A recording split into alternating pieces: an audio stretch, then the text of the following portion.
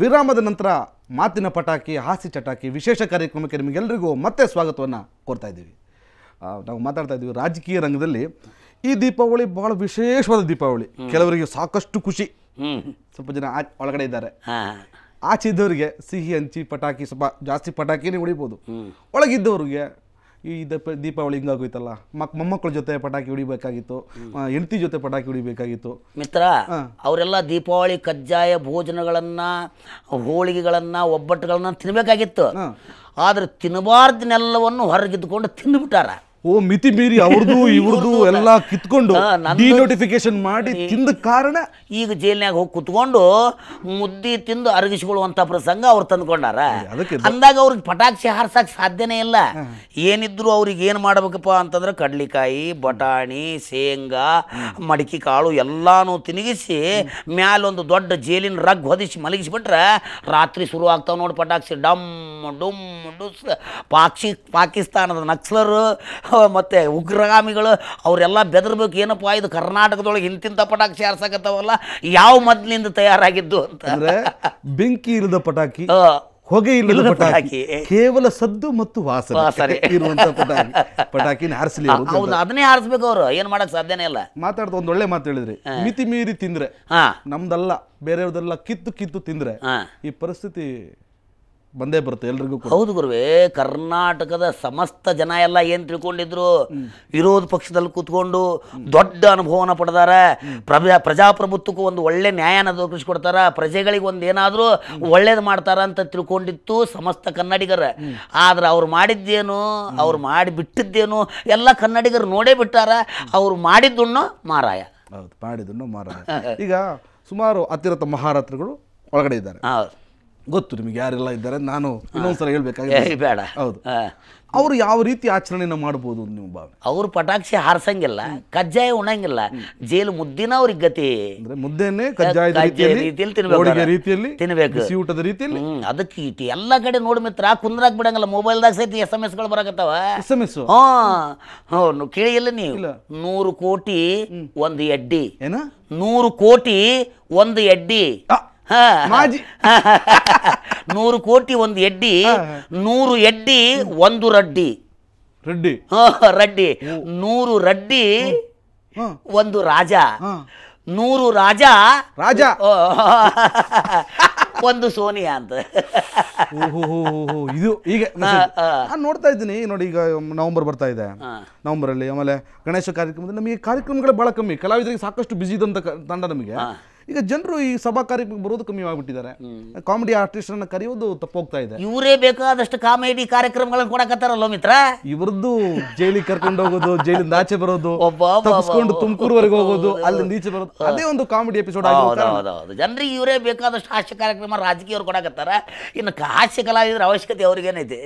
ಇದು ಸಮಸ್ಯೆ ಸರ್. ಈಗ ರಾಜಕೀಯ ರಂಗದಲ್ಲಿ ಈ ರೀತಿ ದೀಪಾವಳಿನ ಆಚರಿಸ್ತಾರೆ. ಈಗ ನಾನು ಹೇಳಿದೆ, ಕೆಲವು ವ್ಯಕ್ತಿಗಳು ಮಹಾನ್ ಭಾವರು ಒಳಗಡೆ ಇದ್ದಾರೆ. ಆಚೆ ಇರುವಂಥವ್ರು ಯಾವ ರೀತಿ ಆಚರಣೆ ಮಾಡ್ಬೋದು? ಈಗ ವಿರೋಧ ಪಕ್ಷದಲ್ಲಿ ಇದು ಇರುವಂಥವ್ರು ಯಾವ ರೀತಿ ಖುಷಿಯ ದೀಪಾವಳಿ? ಇವ್ರು ಏನು ಖುಷಿ ಆರಿಸಿದ್ರು, ಯಾರು ತಪ್ಪು ಮಾಡ್ಯಾರ, ಯಾರು ತಿಂದಾರ, ಎಲ್ಲರೂ ಕಕ್ಕಲೇಬೇಕಪ್ಪ. ಹಂಗ ಅಣ್ಣಾ ಹಜಾರೆ ಅವ್ರು ಹೋರಾಟ ಮಾಡ್ಯಾರ, ನಮ್ಮ ಲೋಕಾಯುಕ್ತರು ಹೆಗಡೆಯವರು ಹೋರಾಟ ಮಾಡ್ಯಾರ, ಈಗ ಸಂತೋಷವಾಗಿದ್ದಾರೆ. ಅವ್ರು ಕಳಿಸಿದ ವರದಿನೂ ವಾಪಸ್ ಕಳಿಸ್ಯಾರ. ಮತ್ತಿದು ಸರಿ ಇಲ್ಲ ಅಂತ ಏನು ಮಾಡ್ತೀವಿ ಹೇಳಿ. ಸರಿ ಸರಿ, ನೀವು ಹೇಳೋ ಪ್ರಕಾರದಲ್ಲಿ ಇವತ್ತು ಯಾರೆಲ್ಲ ಖುಷಿ ಪಡ್ತಾ ಇದ್ದೀರಿ, ನಿಮಗೂ ಒಂದಲ್ಲ ಒಂದು ದಿವಸ ಅದು ತಪ್ಪಿದ್ದಲ್ಲ. ಹಣ್ಣೆಲೆ ಬಿದ್ದಾಗ, ಹಣ್ಣೆಲೆ ಉದುರಿದಾಗ ಈ ಚಿಗುರೆಲೆ ನಗುತ್ತದ. ಆದ್ರೆ ಚಿಗುರುಗಳಿಗೆ ಗೊತ್ತಿಲ್ಲ ಮತ್ತೆ ನಾನು ಒಂದ್ ದಿವಸ ಹಣ್ಣೆಲೆಯಾಗಿ ಉದುರುವುದೇ ಅಂತ. ಈಗ ಹಣ್ಣೆಲೆಗಳೆಲ್ಲವೂ ಉದುರ್ತಾವ, ಅಲ್ಲಿದೋ ಚಿಗುರು ಎಲೆಗಳು ನಗ್ತಾ ಇದಾವ. ನಗುವರಿಗೂ ಇದೇ ಗತಿ. ಭ್ರಷ್ಟಾಚಾರ ಮಾಡಬಾರ್ದು. ಕತ್ತಲಿನಿಂದ ಬೆಳಕಿನೆಡೆಗೆ, ಭ್ರಷ್ಟಾಚಾರದಿಂದ ಭ್ರಷ್ಟಾಚಾರವನ್ನು ಬಿಟ್ಟಂತ ಒಂದು ದೀಪಾವಳಿ ಕರ್ನಾಟಕಕ್ಕೆ ಬರ್ಲಿ ಅಲ್ವಾ? ಒಳಗಡೆ ಇದ್ದವರು ಒಳ್ಳೆ ತಕ್ಕ ಪಾಠವನ್ನು ಕಲಿತು ಒಳ್ಳೆ ಬುದ್ಧಿಯಿಂದ ಆಚೆ ಬಂದು ಒಳ್ಳೆ ರಾಜಕೀಯವನ್ನು ಕೊಡ್ಲಿ. ಈ ರಾಜಕೀಯದಲ್ಲಿ ದೀಪಾವಳಿ ಈ ರೀತಿ ಆಚರಣೆಯನ್ನ ಮಾಡ್ತೀವಿ. ಸಂತೋಷದ ಕಹಿ ಮತ್ತು ಸಿಹಿಯ ದೀಪಾವಳಿ ರಾಜಕೀಯದವರಿಗೆ. ಈಗ ಬರೋಣ, ಈಗ ನಮ್ಮ ಚಲನಚಿತ್ರ ಇರಲಿ. ನಾ ಬರೀ ಕರ್ನಾಟಕದಲ್ಲಿ ಮಾತಾಡಿದ್ರೆ ಸರಿಯಾಗಲ್ಲ. ಕರ್ನಾಟಕದ ರಾಜಕಾರಣಿಗಳು ಮಾತ್ರ ಇರೋದಾ ಜೈಲಲ್ಲಿ? ಎಲ್ಲರೂ ಹೋಗ್ಬೇಕು ಗುರುವೇ. ನಮ್ಮ ಪಕ್ಕದ ನೀರಿಗೋಸ್ಕರ ಗಲಾಟೆ ಮಾಡ್ತಾರಲ್ಲ ತಮಿಳ್ನಾಡವರು, ಅವರ ಕಡೆಯವರು ಸುಮಾರು ಜನ ಎಲ್ಲರೂ ಅದಾರ ಗುರುವೇ.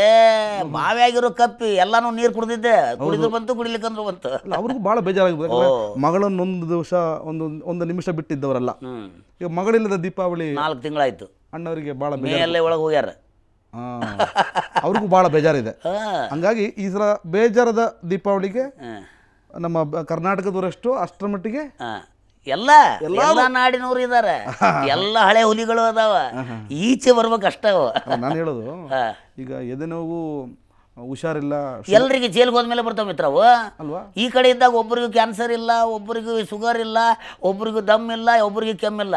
ಜೈಲಿಗೆ ಹೋಗ್ಬೇಕು ಅಂದ ತಕ್ಷಣ ಎಕ್ದಮ್ ಮೂರ್ಛೆ ರೋಗ ಬಂದ್ಬಿಡ್ತದೆ. ಸೂಕ್ಷ್ಮವಾಗಿ ಹೇಳ್ಬೇಕು ಅಂದ್ರೆ ಎಷ್ಟೇ ಪೂಜೆ ಮಾಡಿದ್ರು, ಎಷ್ಟೇ ಪುರಸ್ಕಾರ ಮಾಡಿದ್ರು, ಎಷ್ಟೇ ಗಣಪತಿಗಳನ್ನ ಫ್ರೀಯಾಗಿ ಕೊಟ್ಟರು, ಎಲ್ಲಾ ದೇವಾಲಯಗಳಲ್ಲಿ ಗಂಟೆ ಹಾಕೊಂಡು ಪೂಜೆ ಮಾಡಿದ್ರು, ಬಂಗಾರದ ಕಿರೀಟನ್ನ ಕೊಟ್ಟರು ಕೂಡ ಆ ತಿರುಪತಿ ತಿಮ್ಮಪ್ಪ ಸಹಿಸಂಗಿಲ್ಲ. ನೀ ಇದು ಮಾಡಿರೋದು ಅನ್ಯಾಯನ ಮಗನ, ನೀ ಎಲ್ಲಿ ಹೋಗ್ಬೇಕು ಅಲ್ಲಿ ಹೋಗಾಕಬೇಕಂತ ಹೇಳ್ತಾನ. ಹಂಗಾಗಿ ಈ ದೀಪಾವಳಿ ಕನ್ನಡಿಗರಿಗೆ ಅಷ್ಟೇ ಅಲ್ಲ, ಇಡೀ ನಮ್ಮ ದೇಶದಾದ್ಯಂತ ಎಲ್ರಿಗೂ ಕೂಡ ವಿಶೇಷವಾದ ದೀಪಾವಳಿ. ಕಹಿಯ ದೀಪಾವಳಿ ಕೆಲವರಿಗಾದ್ರೆ, ಸಿಹಿಯ ದೀಪಾವಳಿ ಕೆಲವರಿಗೆ. ಒಂದು ವಿಶೇಷವಾದ ಸುದ್ದಿ ನಾನು ಕೇಳಿದೆ. ನೈಸ್ ರೋಡಲ್ಲಿ, ನಮ್ಮ ನೈಸ್ ರೋಡ್ ಇನ್ನು ಕಂಪ್ಲೀಟ್ ಆಗಿಲ್ಲಲ್ಲ, ಅಂತೂ ಇಂತೂ ಮೆಟ್ರೋ ಬಂತು, ನೈಸ್ ರೋಡ್ ಕಂಪ್ಲೀಟ್ ಆಗಿಲ್ಲ ಅಲ್ವಾ. ನೈಸ್ ರೋಡಲ್ಲಿ ನೈಲ್ ನದಿ ಹರಿತಾ ಇತ್ತಂತೆ. ಹಂಗಂದ್ರೆ ಏನು ಮಿತ್ರ ನೈಲ್ ನದಿ ಅಂದ್ರೆ? ಗೊತ್ತಾಗ್ಲಿಲ್ಲ ನನಗೆ ರೀ. ದೊಡ್ಡ ನದಿ ಅದು. ಹೌದಾ? ಗೊಳಗೊಳಗೊಳ ಅಂತ ಕಣ್ಣೀರಿಟ್ರಂತೆ. ಯಾರ ಹತ್ರಪ್ಪ ಹಾಡ್ಯಾಡ್ಕೊಂಡು ಅಂತ ಕೆಲಸ ಯಾರು ಮಾಡಿದ್ರು ಮಿತ್ರ?